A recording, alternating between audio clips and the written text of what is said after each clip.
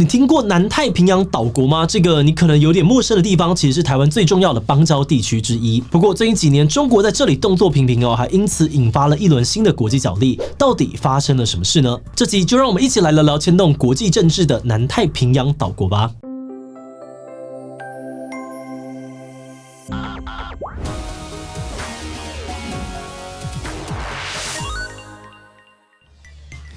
Hello， 大家好，我是志奇。你可能不认识的南太平洋岛国是中华民国最重要的外交地区之一。在我们现有的14个邦交国里面，有南太平洋岛国就占了4个。但是这几年中国非常积极在南太平洋发展。2019年的时候，还曾经让2个国家跟我们断交，引发了很大的轰动。不过这些岛国的领袖们也都有各自的利益盘算，像是今年中国外交部长王毅造访当地，本来是打算顺势呢要求各国签署多边协议，但是最后竟然一个国家都没有签署，被外界认为是中国近年来呢少见的外交挫败。而作为中国主要对手的西方各国，当然也不是省油的灯。美国为首的盟国这几年也在南太平洋做出了很多的布局。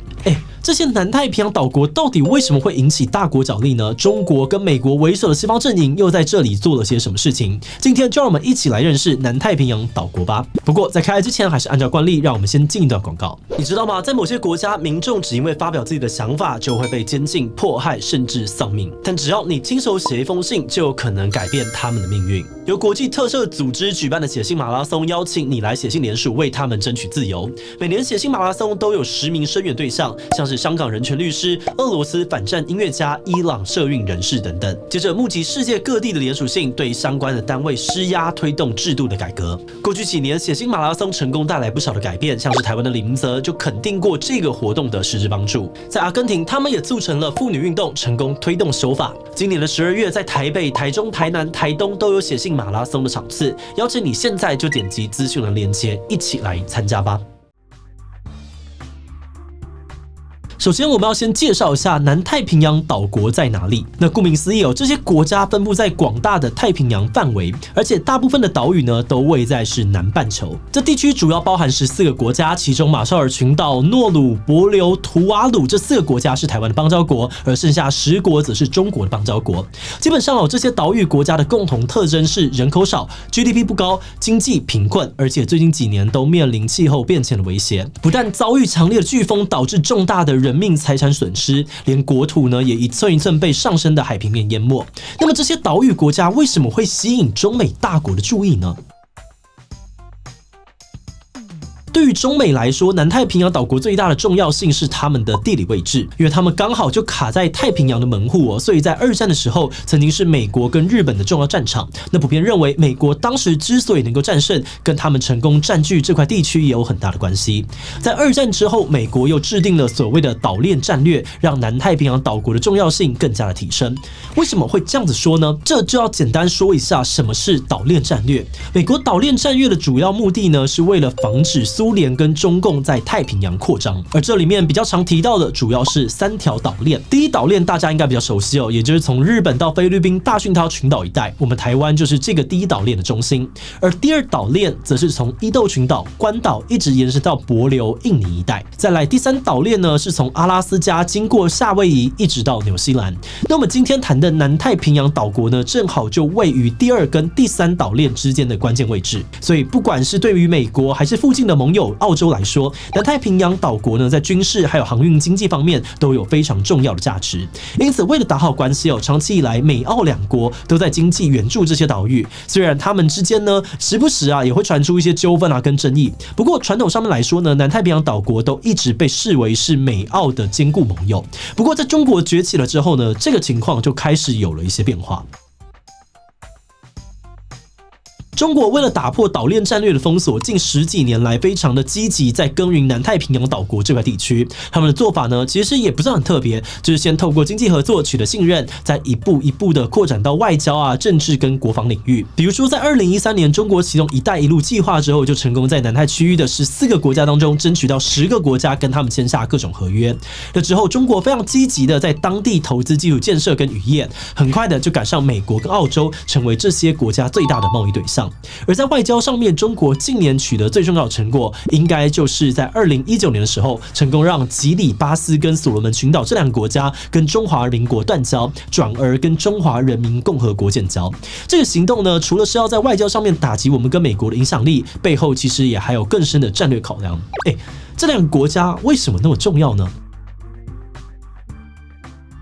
吉里巴斯是一个由非常多岛屿组成的国家，他们的国土同时横跨东南西北半球，还有3个不同的时区。而更重要的是，吉里巴斯横跨第2跟第3岛链，跟夏威夷的距离只有1600公里。因此，如果中国能够在这里找到军事上面的立足点，就能够有一定程度的去牵制美军的夏威夷基地。以目前来说，中国确实在吉里巴斯成功建立了蛮大的影响力。吉里巴斯除了像前面提到，在2019年跟中国建交之外，今年7月的时候，还宣布永久退出以澳洲为首的太平洋岛国论坛，这等于是进一步的宣告说要跟传统的美澳同盟保持距离。而再来呢是所罗门群岛，他们的位置在澳洲的东北方，是澳洲、亚洲跟美洲的航线都会经过的位置，所以他们在2019年宣布跟中华民国断交之后，引起了美澳等国的高度关注，担心中国会借此钳制澳洲跟美国的航道。然后在今年4月的时候呢，所罗门群岛又宣布说跟中国签署了一个安全协议，这个协议的具体内容呢，并没有正式的对外公开。但是根据澳洲政府认证的一份泄密文件，这个协议的内容可能包含了允许中国在所罗门训练武警，还有派遣军事人员和船舰到当地去停驻、补给，甚至是进行镇压行动。外界就解读说，如果这个草案内容是真的，那形同于允许中国在所罗门群岛建立军事基地，将会严重的打击美澳在当地的影响力。不过比较微妙的是，所罗门群岛并没有像吉里巴斯那样直接宣布退出太平洋岛国论坛。今年7月，他们的总理苏加瓦瑞还强调说，自己是太平洋岛国地区大家庭的一份子，保证不会让中国建立军事基地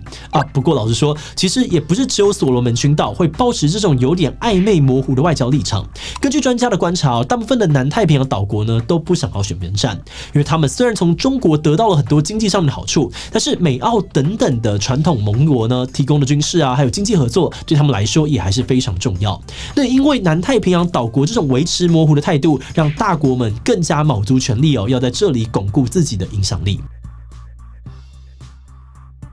最近几年，面对中国的挑战，美国还有澳洲都明显加大了在这个区域的投资、外交还有国安合作，希望吸引到这些国家选择自己的阵营。像是今年的5月呢，澳洲工党重新执政之后，新任外交部长黄英贤马上在同月的26日就参访了斐济、萨摩亚、东加等等的国家。看起来好像没有什么，但这其实呢是黄英贤在1周内第2次造访这些南太国家了。有些人就解读说，澳洲之所以那么频繁出访，是因为中国外交部长王毅也在同一时间拜访南太平洋国家，所以澳洲要跟王毅对拼，更努力的拉拢这些国家的支持。那后来澳洲政府还承诺会在未来的4年拨出9亿澳元的预算，在没有任何附加条件下加深跟太平洋国家的合作。那在美国这边，美国副总统贺锦丽呢也承诺，未来10年拨给太平洋地区国家的援助可能会从每年的2100万美元增加到每年6000万美元，而另外也会在东加还有吉里巴斯开设新的大使馆，加强原本的各种国防还有渔业合作等等。